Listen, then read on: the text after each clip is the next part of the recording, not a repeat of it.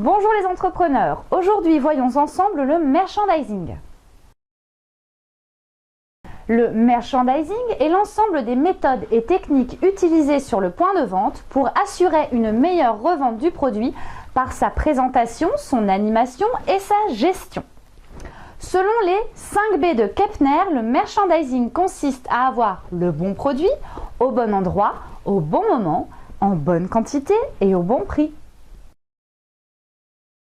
Le merchandising permet à l'entreprise d'accroître la rentabilité des points de vente et l'écoulement des produits en adaptant en permanence l'assortiment aux besoins du marché. Ainsi, en optant pour cette technique, vous allez voir augmenter votre chiffre d'affaires et votre marge. Tout d'abord, vous avez le choix entre deux types d'actions à mener. Tout d'abord, le merchandising de séduction. Il s'agit d'implanter les produits sur la base d'éléments subjectifs tels que la présentation, l'animation, la PLV, les couleurs, la musique, etc. Et le merchandising de gestion, il consiste à implanter les produits sur la base d'éléments objectifs tels que l'attractivité, la productivité ou encore la rentabilité. Ensuite, il faudra penser à plusieurs éléments que vous devrez gérer. Il s'agit de, tout d'abord, le magasin et son environnement. Il vous faut utiliser quelques techniques de géomarketing. Pensez à définir les limites géographiques de la zone de chalandise, c'est-à-dire la zone habituelle de provenance de l'essentiel de la clientèle de votre point de vente. Étudier les caractéristiques démographiques et socio-professionnelles de votre clientèle. Évaluer la zone d'influence de vos concurrents et vos perspectives de développement. Et enfin, établir un chiffre d'affaires prévisionnel pour pouvoir le comparer avec les réalisations. L'assortiment, c'est l'ensemble des produits offerts par un point de vente. L'assortiment peut être caractérisé par sa largeur. C'est le nombre de lignes de produits mises en vente. Par exemple, pour les boissons rafraîchissantes sans alcool, on trouve les colas sans caféine, les colas light, etc. Sa profondeur, c'est le nombre d'articles dans chaque ligne de produit.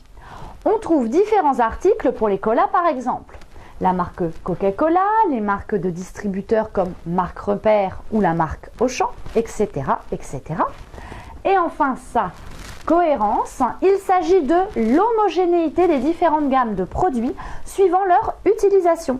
Par exemple, les packs, les boîtes, les bouteilles, etc. L'agencement de la surface de vente. Il s'agit de la configuration générale du point de vente, de l'emplacement des réserves, la localisation des chambres froides et des laboratoires de préparation en cas de vente de produits préparés sur place. Il faut aussi choisir les mobiliers et les animations. Et enfin, il est nécessaire de définir les normes de sécurité.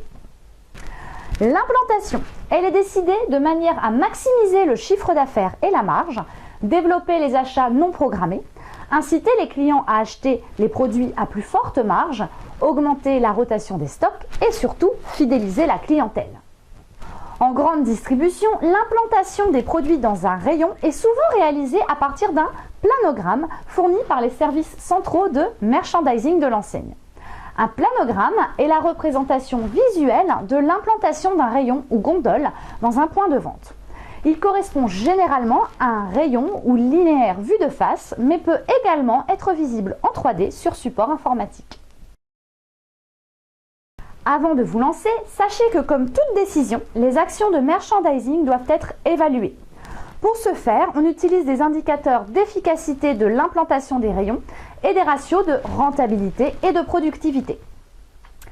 Voilà, c'est terminé pour aujourd'hui. N'oubliez pas, comme d'habitude, ce tuto est une vidéo qui a pour but de vous initier à la démarche marketing et par conséquent n'est pas complet. N'hésitez pas donc à poser vos questions en commentaire sous la vidéo ou à nous contacter directement pour une prestation marketing. À jeudi prochain les entrepreneurs!